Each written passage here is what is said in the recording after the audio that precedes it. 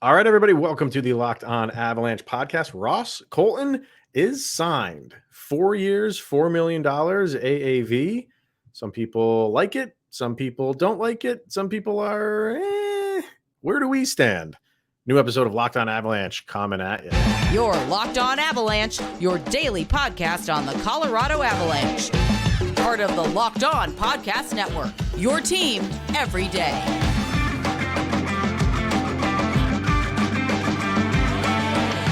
All right, everybody, welcome to the Locked On Avalanche podcast. We're part of the Locked On Podcast Network, your team every day. I'm your host, Chris Maselli. With me, as always, Mr. Shaggy Von Doom, Kyle Sullivan. Thank you for tuning in and making it your first listen of the day.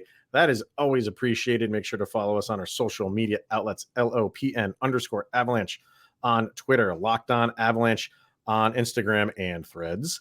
Questions, comments, concerns, and opinions, lockedonavalanche@gmail.com. And make sure to follow us on our YouTube channel over on YouTube. Hit subscribe, get notified when a new show goes live, and definitely subscribe to our subtext as well. Link to that is in the show notes below. Subscribe and chat with Kyle and I one-on-one. It's Wednesday. We will be getting to some very good Instagram questions. There's a couple over there on the side that Kyle is Vanna Whiting us right now. We'll get to those a little bit later, but for now, Ross Colton and the Avalanche avoid arbitration, which we kind of figured that he would. Most of these get figured out before it even gets to arbitration. And all along, we were thinking, all right, it's going to be in the $3 to $4 million range.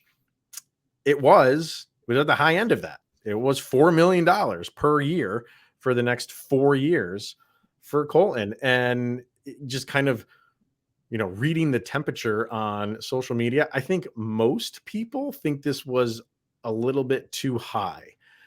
And some other people are saying, let this play out, because by the end of this, when the cap has gone up significantly at the end of 4 years, this could look like a very good deal for the Avalanche. A lot of people think that this is a good situation for him, and he can really even blossom more as a player at this stage in his career underneath the Avs, game plan and their style of play.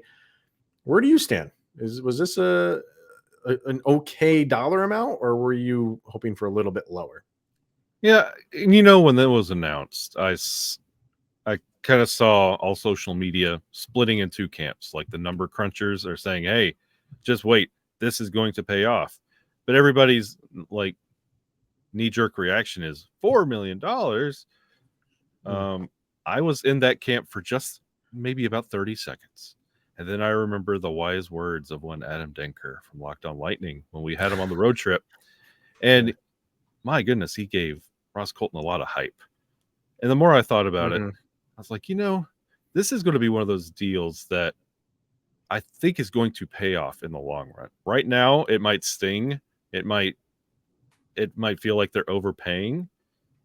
But I just have this sneaky feeling that it's going to be one of those deals that about trade deadline we're laughing at. It's another one of those, a typical Chris McFarland steal right here on Ross Colton. I can't believe we got him for 4 years at this price, because he has the potential of like shifting up to that second line easily with his what he potentially can do if needed. They're not gonna ask him to do that if things, if there's a repeat of last year, where there's injuries and stuff like that, and you need him to do that every once in a while. I think he's capable of doing that. But and you mentioned Adam. Adam is not going to just blow smoke and say things that you want to hear. I think genuinely Adam wanted him to stay because he likes what he brings. So he had a glowing review of him and how he played with the Lightning. And to me, like, I was thinking in the 3.5, 3. I was going back and forth, like 3.3, maybe up to 3.6. And okay, it's at 4. Is this like, I'm thinking like 3.6, and it's not like they went and signed him for 5 or matched like, JT Compher money and did 5.1. Yeah. Then we're having a different kind. Like And I know like it's a cap crunch for every single team. That's why I wanted him to come in at a little bit lower number, was because I wanted as much money as possible in the bank to do what you need to do to get Ben Meyer signed, which is not going to take a lot of money, but maybe even, sign a couple extra guys if needed, which you still can do. You have 2.8 million left under the cap, which, some of that's going to go to Myers, not a lot, but you probably should have about 2 million left if you need to sign guys. Or you can just say, hey, we're done. And then when the trade deadline comes around, you got some money in the bank that you can play around with.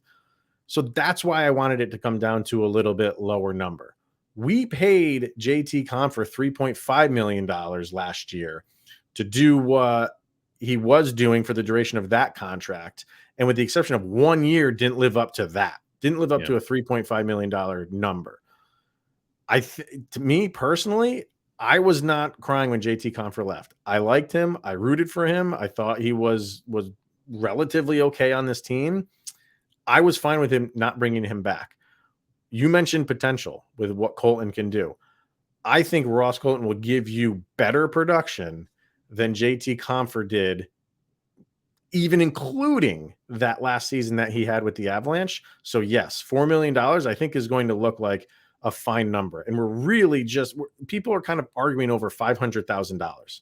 Literally, that's kind of what we're arguing about. And like I said, I get it with how the cap is in a flat cap, but I'm not going to go run through walls because it's $400,000 or $500,000 more than I was thinking they were going to sign him for.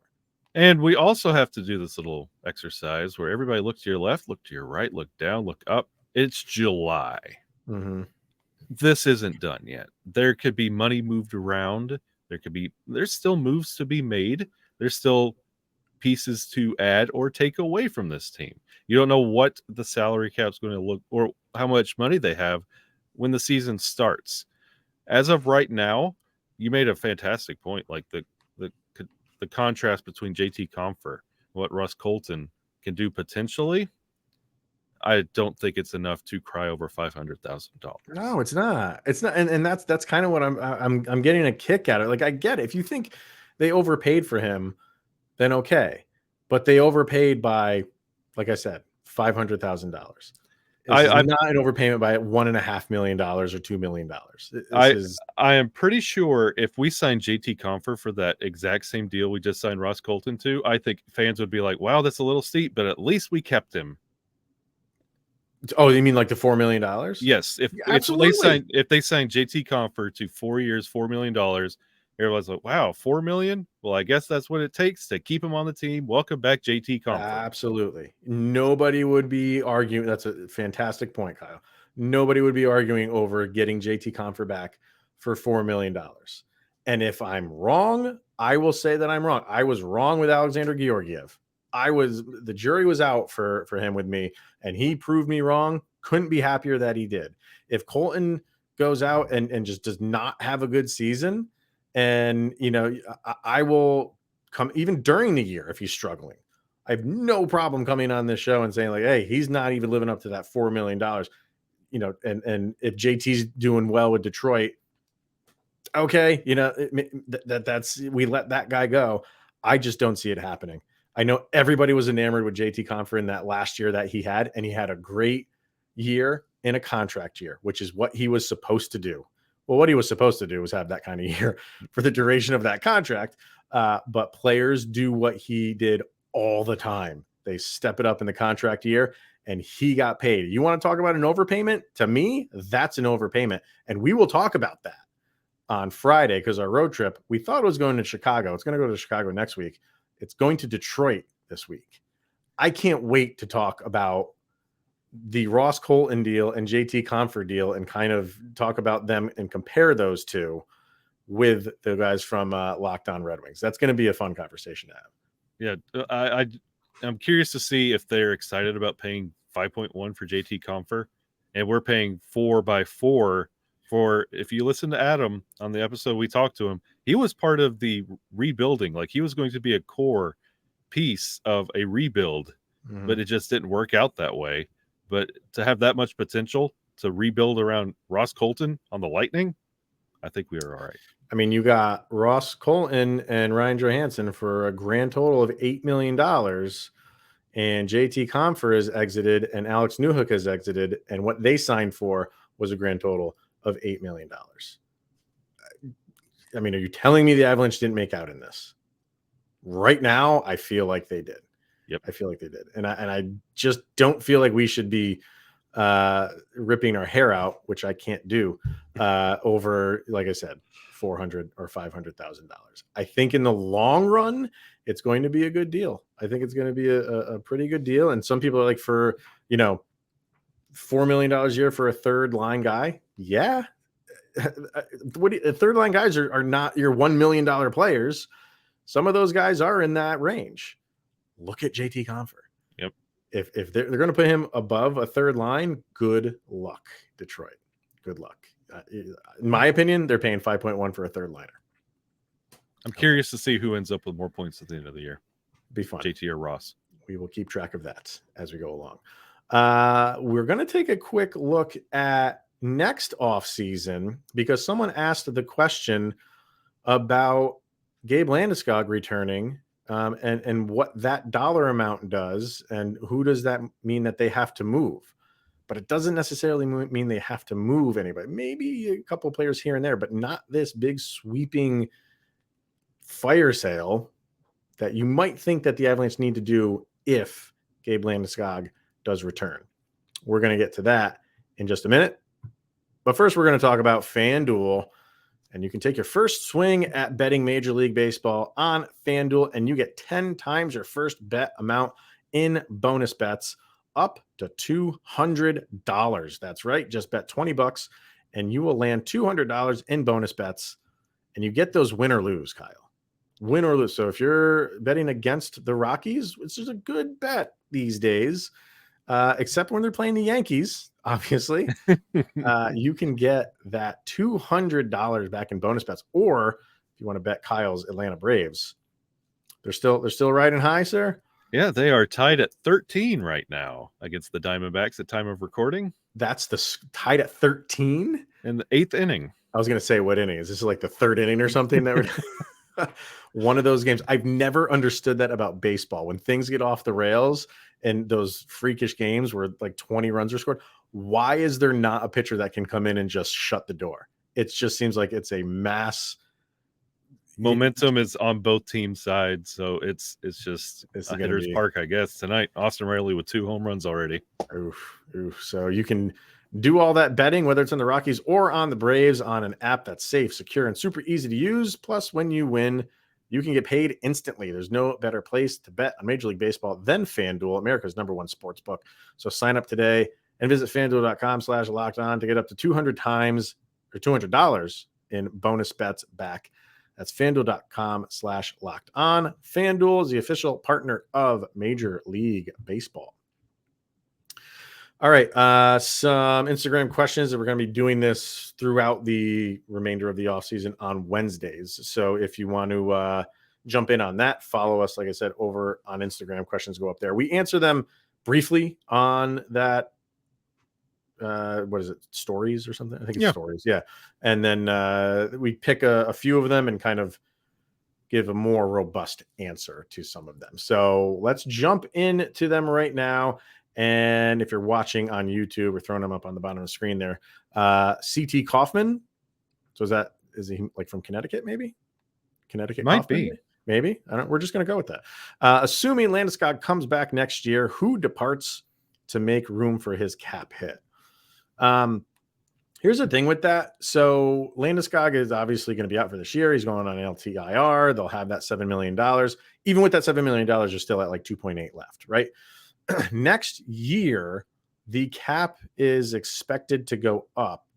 They don't have that number yet, but the expectation right now is it could go up $9 to $10 million, which brings in the 92, 93 range there, right? Mm-hmm. So if you look at the Avalanche roster next year, this year was a ton of unrestricteds and restricteds, and you knew it was going to be a different looking team.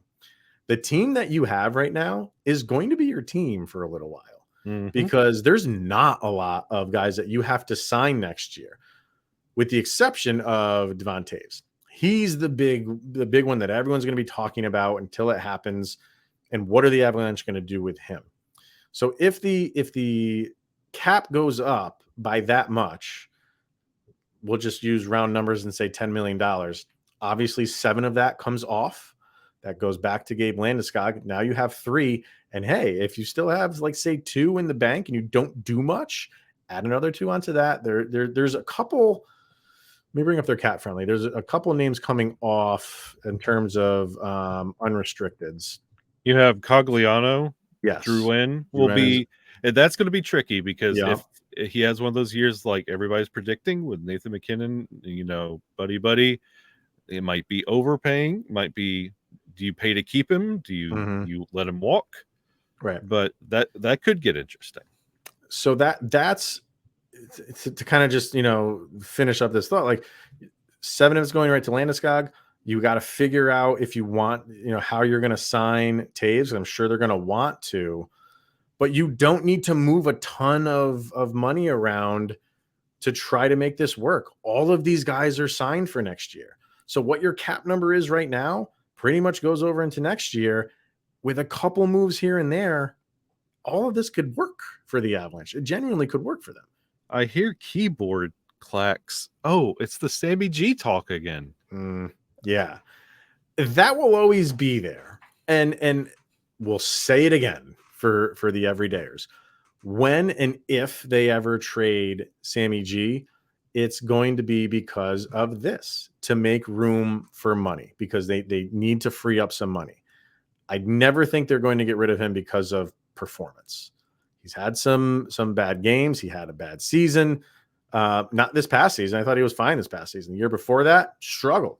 But they're not throwing in the towel on him at all. And I know some fans already have, and they're not backing off of that. Fine, whatever. It could happen there where they need to free up a little bit more money. And I mean, if you're telling me you're going to pick between Devon Toews and Sammy G, the answer is Devon Toews every day, twice on Sunday. And for the Avs, like, you look at this, and because you don't have to make a ton of moves, because this team is going to look very similar. The team that you're seeing this year is going to look very similar to the year after. You don't have a lot of moves that you have to make to free up the money to get him signed. Because what do you think? I mean, he's doing 4.1 right now. What is he going to demand?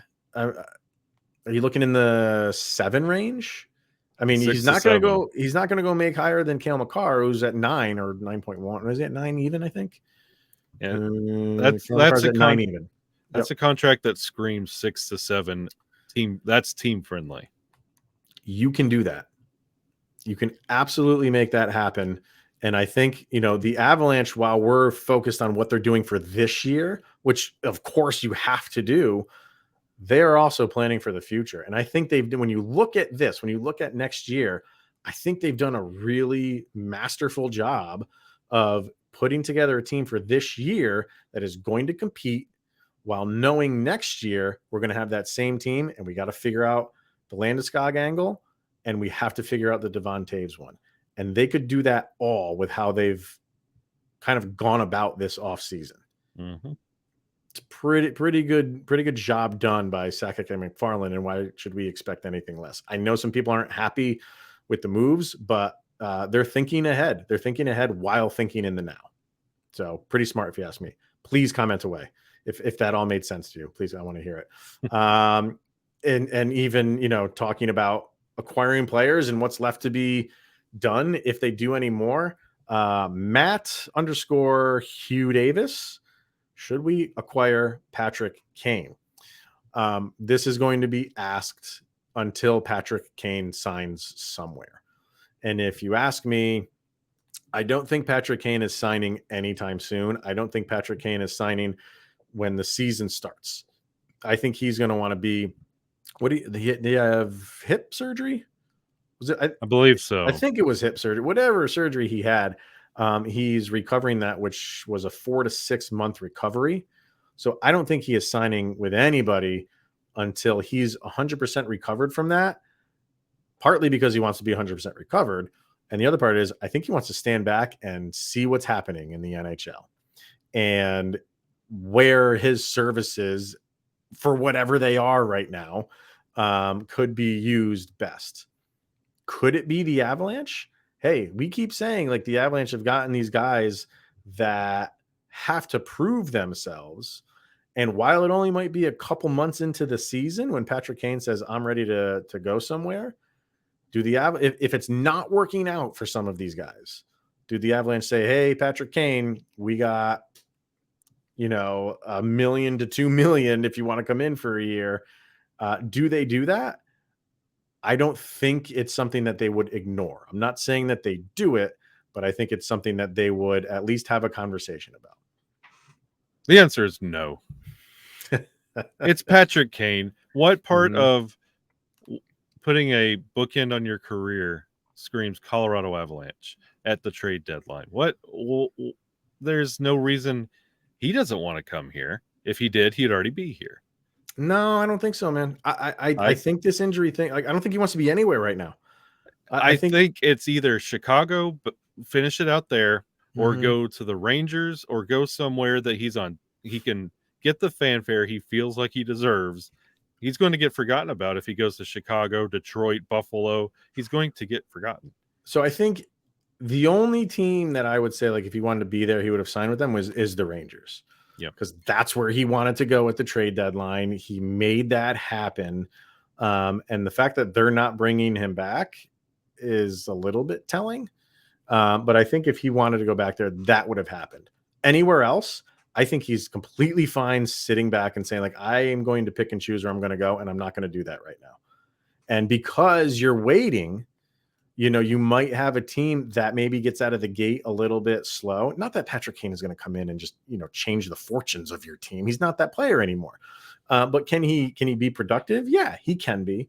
So he might benefit from a team saying, hey, we didn't get out of the gate good enough. Patrick Kane's hanging out there. Let's just go bring him in, see if we can't get something jump started here with him. Just name recognition. He's still productive on the power play. But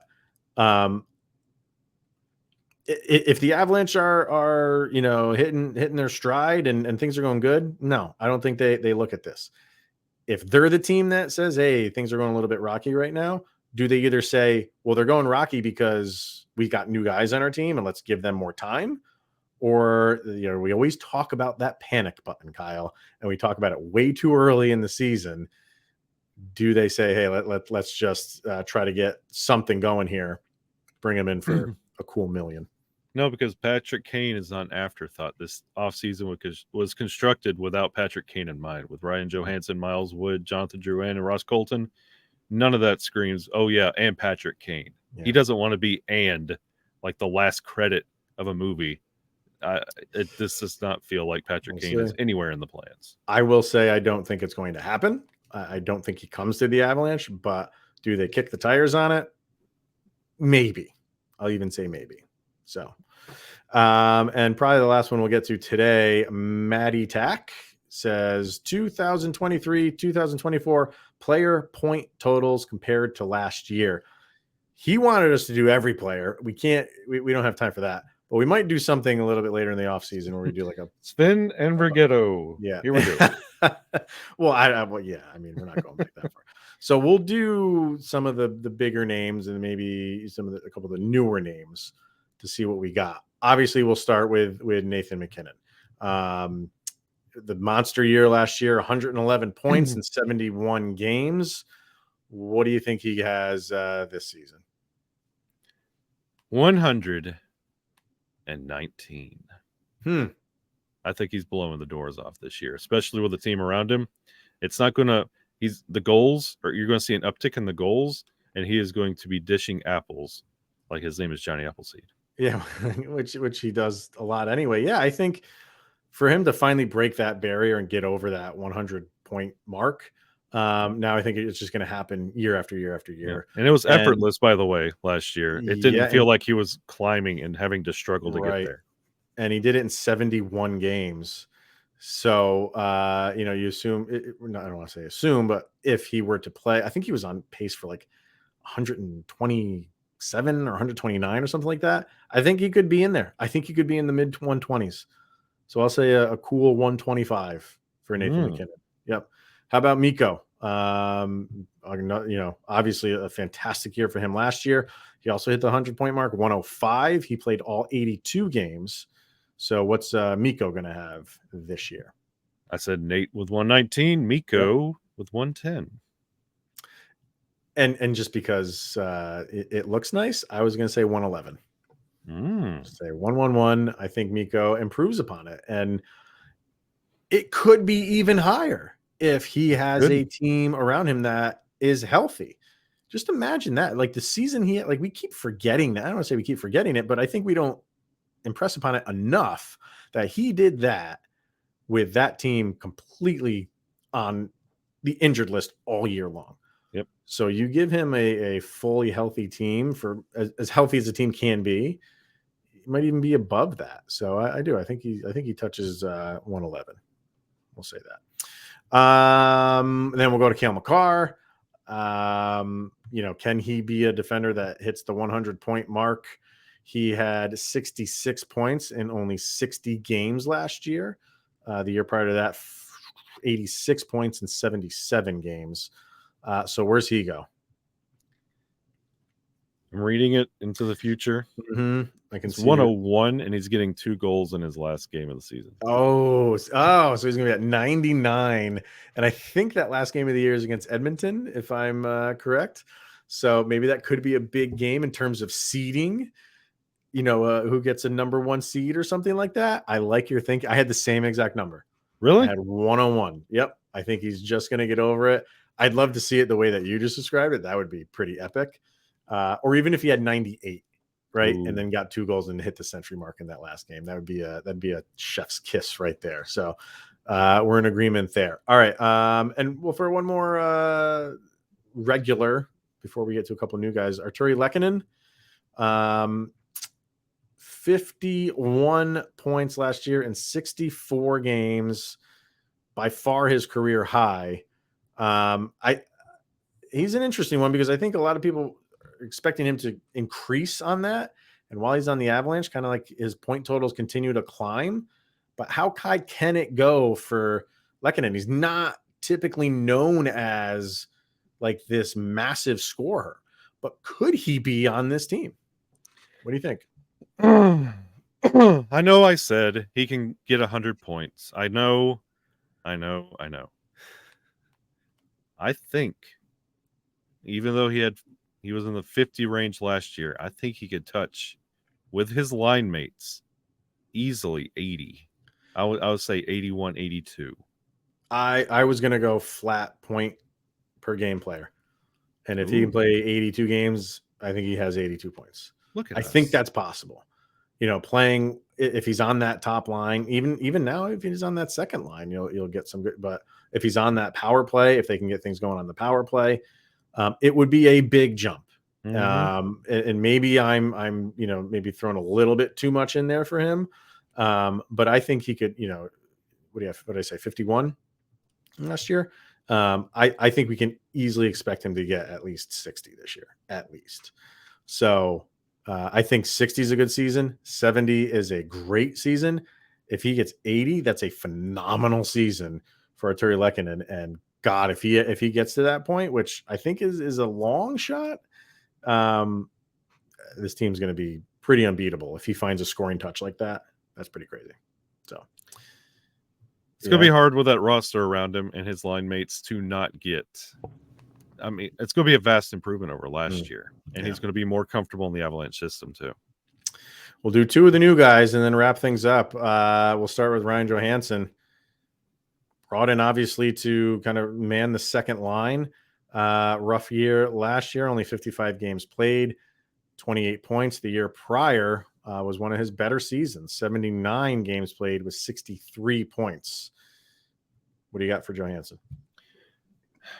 I have a feeling he's going to hit like 60, flat 60, and it's going to be an improvement and something to build off of. I think so too. I think he could kind of replicate what he had that year prior to last year with 63 points. I think that's definitely in the realm of possibility for him. So we're kind of in agreement with most of these right now. But Jonathan Drouin is our last one. Career high was in 2018, 2019, where he had, where'd it go? 53 points. He had that twice, actually.